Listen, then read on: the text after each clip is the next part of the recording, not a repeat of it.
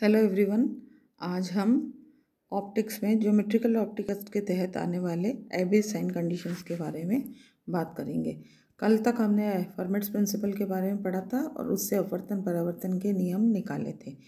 आज हम करेंगे आवेग का ज्या प्रतिबंध या एबेज साइन कंडीशन। माना LMN एक गोलीय अपवर्तक पृष्ठ है, जैसा कि हम पहले भी कर चुके हैं, जिसका ध्रुव M तथा वक्रता केंद्र C है। LMN गोलीय पृष्ठ के सामने -u दूरी पर h1 ऊंचाई का एक बिंब AB स्थित है। अपवर्तक पृष्ठ से v दूरी पर h2 ऊंचाई का एक प्रतिबिंब PQ बनता है, जैसा कि चित्र में दिखाया गया है। इस चित्र से यहाँ पे साइन कन्वेंशन हमने काम में लिया है। ये बिल्कुल क्लियर है कि जो राइट हैंड साइड वाली डिस्टेंसेज है वो पॉजिटिव होते हैं, वो v लिया है। लेफ्ट हैंड साइड वाले सारे डिस्टेंसेज हमारे नेगेटिव लेते हैं, तो -u लिया है।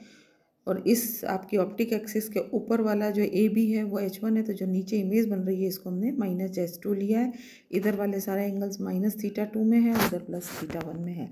तो जो लेफ्ट हैंड साइड वाली है सारी चीज़ें और राइट हैंड साइड वाली ये सारी हमने ये जो साइन करेक्शन पहले है हमारे को पता है किस तरह से लेंगे, उसके हिसाब से पहले इसमें मार्क कर दिए हैं।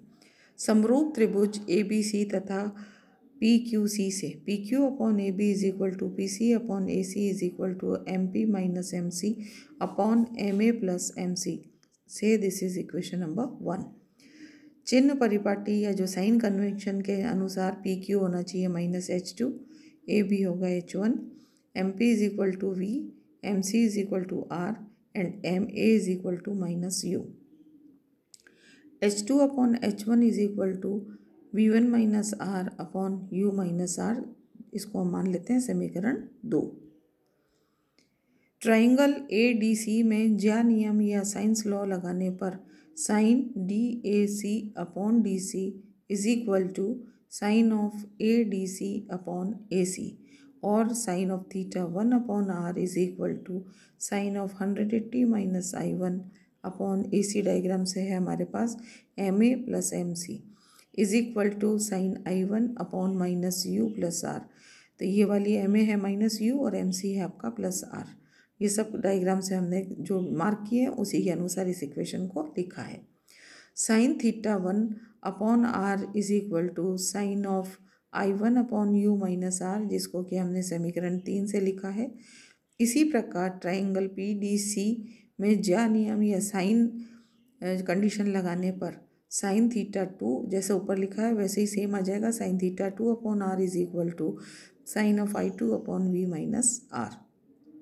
समीकरण 3 और 4 को भाग देने पर sine θ1 upon sine θ2 is equal to sine I1 upon sine I2 into V minus R upon U minus R के बराबर होगा।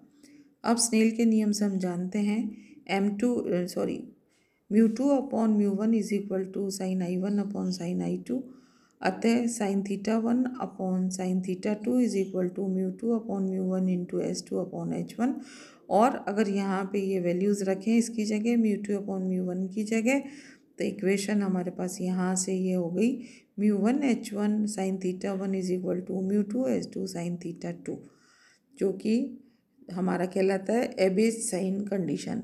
इस संबंध को आवेग का ज्या प्रतिबंध या एबेज साइन कंडीशन कहते हैं। यह प्रतिबंध बिंब बिंदु से उत्सर्जित सभी आपतित किरणों के लिए वैध रहता है। पार्श्व तथा कोणीय आवर्धन में संबंध 5 से हमें पता है h2 upon h1 into sine θ2 upon sine θ1 is equal to μ1 upon μ2, जो कि समीकरण 6 से व्यक्त करेंगे। परंतु h2 upon h1 is equal to हो जाएगा हमारे पास mt या पार्श्व आवर्धन, और sine θ2 upon sine θ1 is nearly equal to, अगर एंगल बहुत छोटे हों तो θ2 upon θ1 is equal to mθ, जो कि कोणीय आवर्धन के बराबर होगा। अब हम कहेंगे कि mt into mθ is equal to μ1 upon μ2, जो कि समीकरण 7 से दर्शाया गया है। या पार्श्व आवर्धन इंटू कोणीय आवर्धन इज इक्वल टू μ1 अपॉन μ2। अब हम निकालेंगे पार्श्व अक्षीय और कोणीय आवर्धन में क्या संबंध होता है। अक्षीय तथा पार्श्व आवर्धन में संबंध से हमें पता है जो मैग्नीफिकेशन एक्चुअल मैग्नीफिकेशन होता है वो होता है आपका mt² μ2/μ1।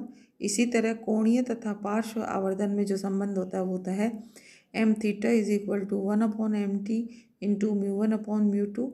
इन दोनों को इक्वेशन को मल्टीप्लाई कर दें तो ma × mθ = mt² μ2/μ1 1/mt μ1/μ2। तो सारी टर्म्स कैंसिल हो जाएगी, एक सिर्फ mt रह जाएगा। तो इक्वेशन हो जाएगी हमारे पास ma × mθ = m2। और अगर हम शब्दों में इसको व्यक्त करें तो हम लिख सकते हैं कि जो अक्षीय आवर्धन इंटू कोणीय आवर्धन है वो पार्श्व आवर्धन के बराबर होता है। यही एबे का साइन का नियम कहलाता है।